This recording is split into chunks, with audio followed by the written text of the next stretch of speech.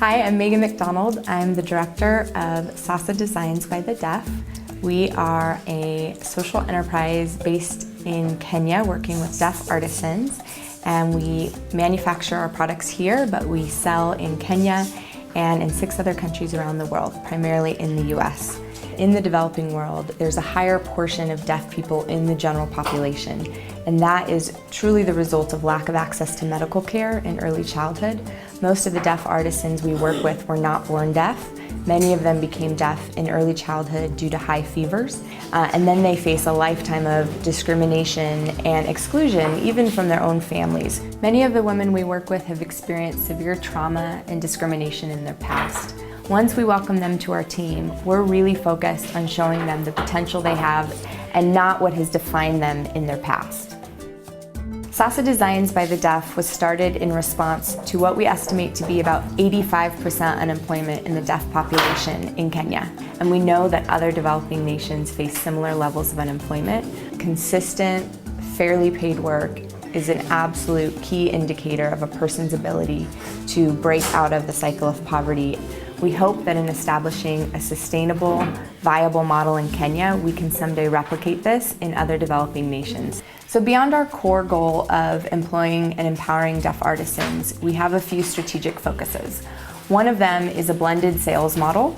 We have spent the last 3 years cultivating a viable wholesale base. And why we focus on this blended model is we know that market fluctuations make artisan groups especially vulnerable. And we've always wanted to make sure that if we bring an artisan on, we can provide consistent employment. Once she starts with us, she gets to stay with us. One of the ways we empower the artisans at Sasa Designs is by demonstrating their potential to impact our local economy. We source from 7 local businesses, some of whom are individual artisans themselves, creating brass, bone, and horn pieces. Others are larger job creation projects. One of our favorite partners is Kitangala Glass.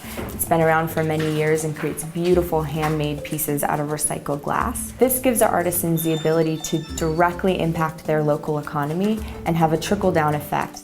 It's important to us to focus on developing local leadership and management of our workshop.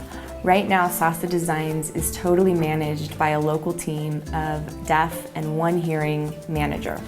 One of the ways that Sasa Designs combats some of the traditional challenges facing the artisan sector, including inventory and cash flow problems, is by presenting 2 seasonal design-focused collections a year alongside a year-round classics collection that features elements that have timeless appeal.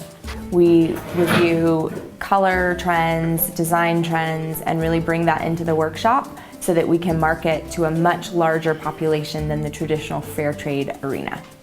So to demonstrate some of the ways Sasa Designs is innovating in the artisan arena, I wanted to showcase one of our pieces. So in one piece, this tassel necklace, we have brass chain made by a local master craftsman, horn pieces made by a local horn carving cooperative, a brass piece made by another brass artisan, and imported components from export processing zones that allow us to affordably bring beads into the country. I'm going to share some of the numbers that demonstrate the path that Sasa Designs is on towards sustainability. Since we started 3 years ago, we've worked with 140 wholesale vendors in 7 countries around the world. We work with everyone from catalogs to websites dedicated to ethical and fair trade fashion, to general fashion retailers that simply embrace good design, whether there's a positive story behind it or not, and a variety of small boutiques, salons, and local shops that make up our core wholesale buying base. We do focus on local sales in Kenya. We have 12 very strong vendors, and we do trunk shows on a moderate basis in Kenya and the US to have direct access to our customer base. You may not know, but we certainly do, how hard it is to make a profit in fair trade or ethical fashion.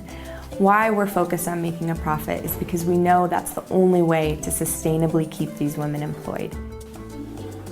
To show that we are well on our way, we have doubled our sales every year since we've started, and moving into our 4th year, we're on track to double our sales once again. As we approach the end of our 3rd year of production, you can find thousands of Sasa Designs by the Deaf products around the world. Sasa Designs by the Deaf works daily to combat the belief that cottage industry is not scalable. We are out to prove that with good design, we can create competitively priced handmade products that provide sustainable employment and large-scale economic impact in Kenya and hopefully someday far beyond.